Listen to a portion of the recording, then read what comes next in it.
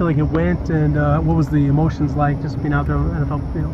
Yeah, I feel like the emotions were good. The little group that we had out there, just going out there and just attacking the game, attacking the fundamentals and what coaches implemented out there on the field. What's been the biggest surprise to you since you've been there? Biggest surprise? Me being a Houston Texan. Honestly, I couldn't walk into a better situation. You know, we were a big culture school at Minnesota, so Texas is the same as well. So we talk about swarm mentality. At Minnesota, we talked about neck-time mentality, always attacking, never move. You're not protecting, obviously, a very talented and valuable quarterback. Is that something you take personally when you keep your quarterback clean, things like that? Yeah, myself, I take pride in protecting my quarterback and opening holes for my quarterback. Nick said tackle, and Nico said you're tackle, but could you see yourself sliding in the interior, training in the interior if they need you to? I'm on whatever they ask me to do. That's the type of guy I am. Here to get hustling, just keep getting better each and every day. We're going to look up and see what the sun is done when that time comes. Say, Coach Callahan was telling a recruiting story. You went to this camp at Lindenwood. You remember that? Yeah, Lindenwood, Missouri. How much did that just first impression that you were making with the Gopher staff kind of bring you back to where you were then, where you are now?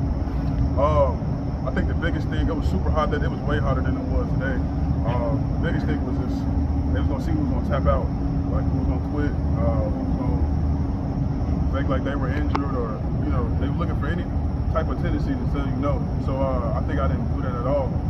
I just, whenever they asked me to go over here, I was bouncing around, and I attacked it. So I think that's why I stuck out in the offensive coordinator when we had a conversation. There were some of the things that you mentioned. How would you describe your attitude? It's a switch. Definitely when we getting after it, like we getting after it. So I just, when we off the field, it's all good. But when we on the field, I'm trying to get better. So just keeping that mentality. I know you're eager to start your season. You're eager to get out of the field with your team. What about how eager are you to get back into the community and maybe help some of the people who've been through or going through some of that adversity that you've been through? Oh yeah, man. That's big, man. We preach that in Minnesota, serving and giving people joy. So it definitely fulfills me giving back. If I have the opportunity to get back here, whether it's here or Minnesota or in my community, I'm gonna try to do so. What were the first 2 days of the draft like for you? Being kind of a fringe first rounder in the city, hometown, takes a lot of time, and then Texas. What was that whole process like, the 2 days of that? It's just a lot of anticipation, a lot of waiting around. Really don't know where you'll go. But I just look at it as a blessing, the whole process.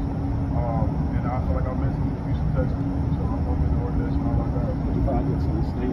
I finally got some sleep, man. The first 2 days were rough. When you first arrived, what was maybe the biggest focus after the season?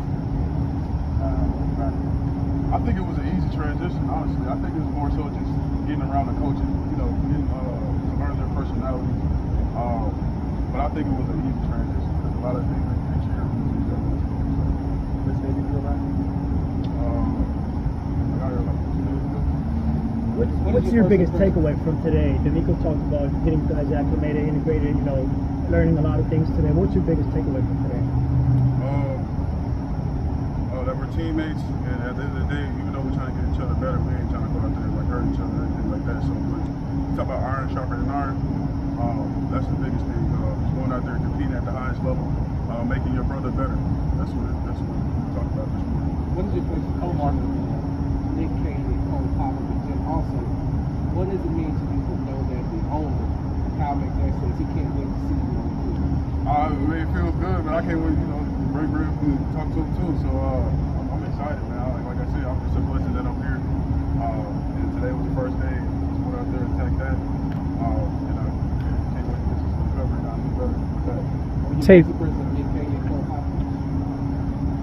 two unique guys, two funny guys, two guys that got personality, that know a lot about ball, and they're human. You know, they're not robots. They're not out there trying to teach you like a robot. You know, if there's something, a mistake or something, they're going to try to stop, slow down, fix it, and work from there. With the personality, Coach Fleck obviously has personality. What role did he have in getting you ready for this? Yeah, Coach Fleck, man, super hyper. He preached, man. He's not for everybody. You know, a lot of guys came and went. You know, and the guys who stay are champions. That's what he preached. So, getting to Minnesota, bringing in guys that to get Minnesota to that championship culture is always good again. And I'm just glad I left a little bit of legacy there. So he followed up on Sarge's question. The example your mom set and some of the things you guys went through as a family, how gratifying is it now you're in the NFL and you went through all of that and it obviously made you who you are? Yeah, man, I wear that stuff on my sleeve, man. That's my story. That's my fuel and my fire. You know, that's the gumbo to the pot. And you know, my family, man, that's my motivation, man. We've been through a lot, and being able to overcome that and being in this position right now is just nothing but a blessing. And my family's happy. You know, everybody's around me happy back at home. So I can't thank enough for that.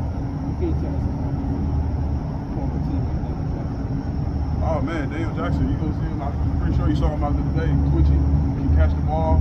I never really seen him drop anything ever, especially in practice. Man, he's a leader and he's gonna get after guys. So I can't wait to, you know, till we get going more and more and more. You know, kind of just shaking their shoulders off right now, but when we get going, then we're probably these like Thanks, guys.